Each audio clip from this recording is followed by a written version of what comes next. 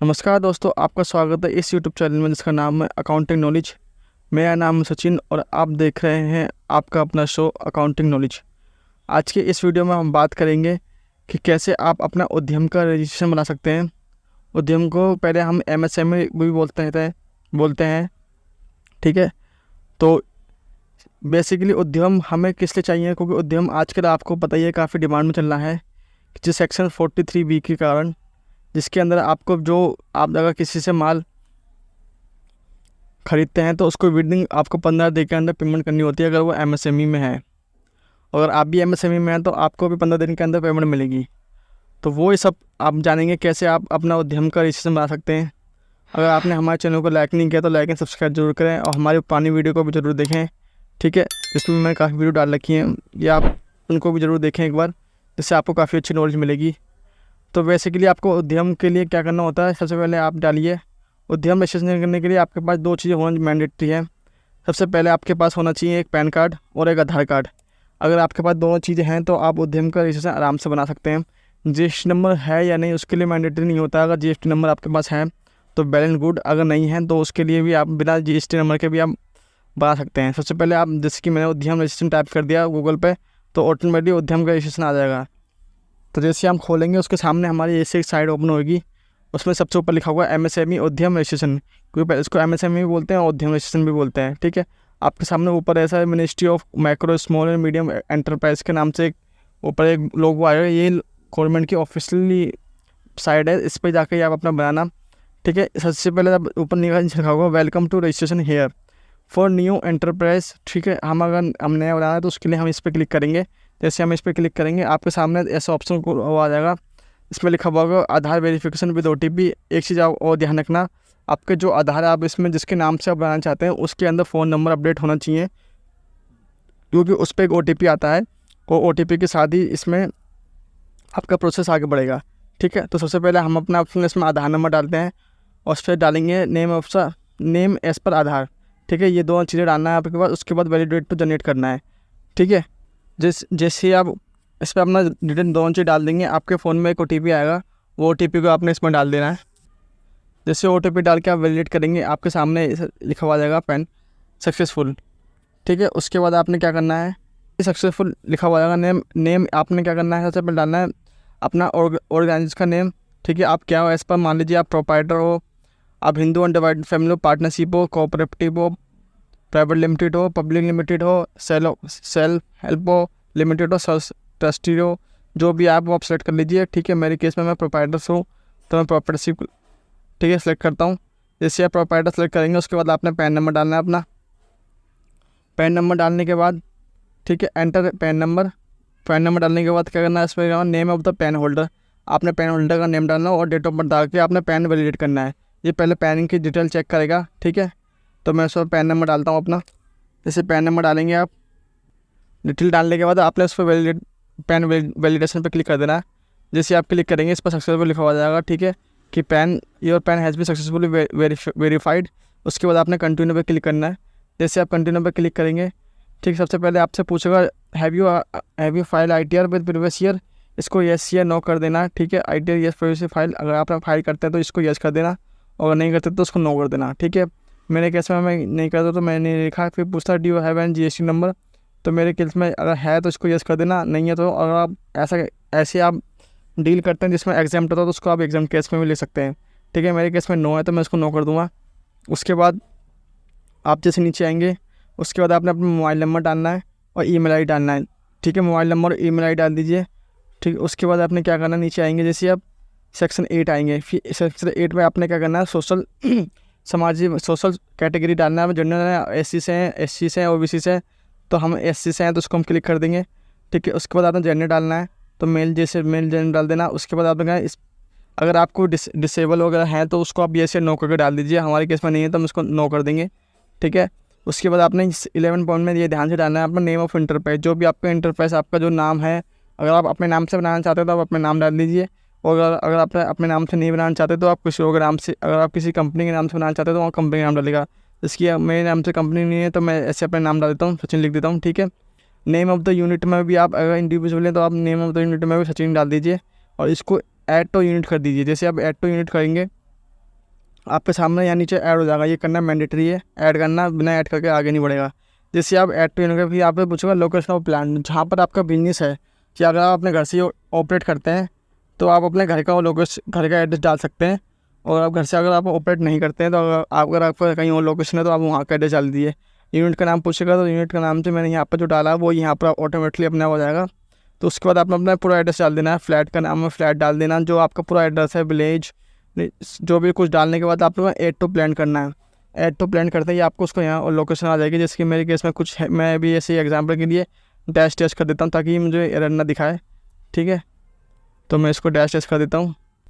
तो इसको add to plan कर देना है। ब्लॉक पूछ रहा है, सब ब्लॉक इसको यूज़ करना कर देंगे, डैश कर देंगे, ठीक है। जैसे आप ऐड टू प्लान करेंगे यहाँ पर ऑटोमेटिक नीचे ऐड हो जाएगा, ठीक है। अगर आपको काटना है तो उसको आप यहाँ से काट भी सकते हैं, ठीक है। यहाँ से काट दीजिए, ये यहाँ से कट जाएगा। उसके बाद आपने क्या करना है, ऑफिशियल एड्रेस एंटरप्राइज, मान लीजिए आपका ये लोकेशन, प्लान ऑफ लोकेशन जहाँ पर आपका सामान रखा होता है, एक्चुअली क्या मैन्युफैक्चरिंग के लिए यूज ज़्यादा होता है, तो इसलिए गवर्नमेंट ने क्या किया, लोकेशन ऑफ द प्लांट जहाँ पर आपका काम होता है, मैन्युफैक्चरिंग होती है, उसके लिए प्लांट। और अगर ऑफिस का एड्रेस आपका अलग है तो आप अलग डाल दीजिए। और अगर आप दोनों, जहाँ पर आपका प्लांट है वहीं पर आपका ऑफिस बना रखा है आपने, तो दोनों चीज़ सेम है तो आप सेम भी डाल सकते हैं। तो जो आपने एड्रेस यहाँ डाला है वो एड्रेस आप यहाँ डाल दीजिए। उसके बाद आपसे पूछेगा लेटीट्यूड। लेटीट्यूड में क्या होगा, जैसे ही आप इसमें डालेंगे सब चीज़ें तो ये आपका लेटीट्यूड पूछेगा कौन से एरिया में आपका, आपको उसमें मैप में जाकर सेलेक्ट करना पड़ेगा। ये बहुत इजी काम होता है, जैसे मोस्टली के लिए आप सेलेक्ट कर लीजिए आराम से। तो हमारे केस में मैं भी ऐसा एग्जांपल आपको बस सिखाने के लिए बना रहा हूँ। तो जो भी आप इसको लोकेशन डालेंगे उसी हिसाब से लेटीट्यूड पकड़ेगा आपका। तो मेरे केस में मैं अभी इसको लोकेशन यहाँ पर डालता हूँ, पिन कोड लेकर 1222 ये डाल देता हूँ, ठीक है। तो ये आपका दिल्ली पकड़ता है, दिल्ली डाल दिया मैंने यहाँ पर।